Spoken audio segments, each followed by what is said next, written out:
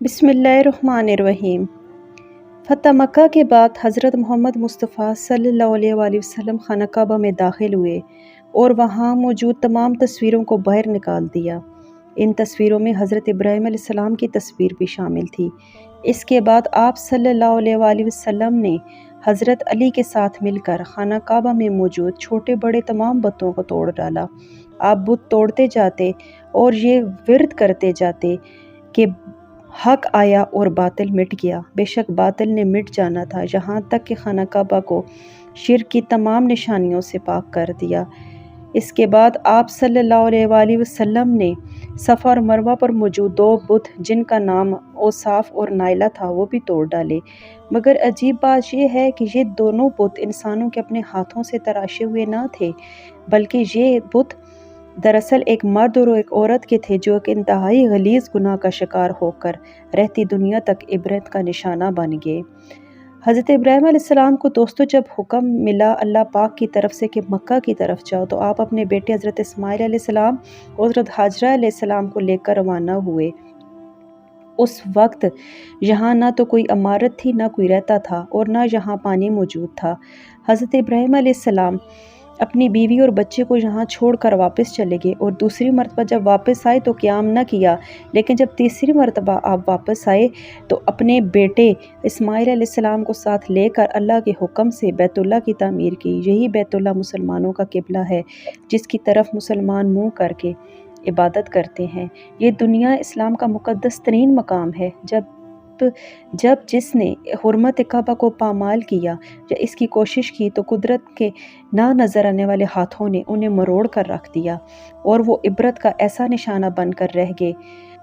ابرہ اور اس کے ہاتھیوں کا حشر قرآن پاک میں بھی ہے۔ اس کے علاوہ احادیث میں ایسے واقعات ملتے ہیں جن سے حرمت کعبہ کی پرواہ نہ کرنے والوں کو عبرت ناک انجام تک پہنچایا گیا۔ ان میں سے ایک عبرت ناک مثال اوصاف اور نائلہ کے بتوں کی ہے۔ ان کا قصہ یہ ہے کہ عہد جہالت میں، یعنی کہ جب جہالت کا دور تھا، اس میں اوصاف بنی جرم کا ایک مرد تھا جس کا پورا نام اوصاف بن یالہ تھا اور نائلہ ایک عورت تھی، اس کا پورا نام نائلہ بن زید تھا۔ یہ بھی جرم قبیلے سے تھی۔ قبیلہ جرم وہ قبیلہ تھا جو سب سے پہلے آ کر مکہ میں آباد ہوا۔ یہ قبیلہ بیت اللہ شریف کے اعتراف میں رہا کرتا تھا لیکن بعد میں شکست خوردہ ہو کر یمن میں جا بسا۔ اب یہ دونوں اوصاف اور نائلہ یمن میں رہا کرتے تھے۔ ان کے درمیان ناجائز تعلقات تھے۔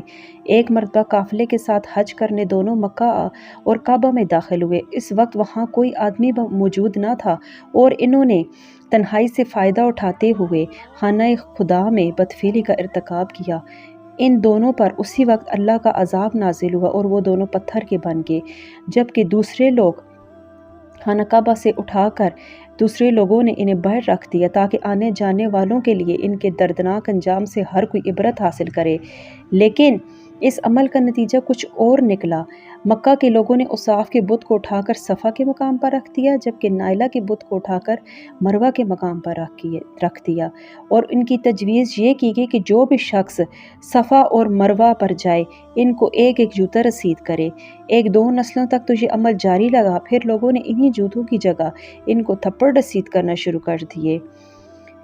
کچھ نسلوں کے بعد لوگ انہیں صرف ہاتھ لگایا کرتے، یعنی رفتہ رفتہ لوگوں نے ان سے عبرت حاصل کرنا کم اور انہیں پوجنا شروع کر دیا، یہاں تک کہ حضرت محمد مصطفیٰ صلی اللہ علیہ وآلہ وسلم کے دور تک یہ دونوں بت مکہ کے بڑے بتوں میں شمار کیے جاتے تھے۔ ان کے آگے سجدے کیے جاتے۔ جب حضور صلی اللہ علیہ وآلہ وسلم کی آمد پر یہ بت توڑ دیے گئے تو مسلمانوں کو دلوں میں یہ سوال پیدا ہوا کہ صفا اور مروہ کے درمیان صحیح کے اصل مناسک میں سے ہے یہ یا کہ مشرکانہ دور کی ایجاد ہے، جو کہ اس آیت سے اللہ نے مسلمانوں کی اس غلط فہمی کو دور کر دیا اور صحیح بات کی رہنمائی فرما دی، جس کا ترجمہ ہے بے شک صفا اور مروہ اللہ کی نشانیوں میں سے ایک ہیں، بس جو کوئی بھی کعبہ کا طواف کرے، حج یا عمرہ کرے تو اس پر کوئی گناہ نہیں کہ وہ ان کے درمیان طواف کرے، اور جو کوئی اپنی خوشی سے نیکی کرے تو بے شک اللہ تعالیٰ قدردان جاننے والا ہے۔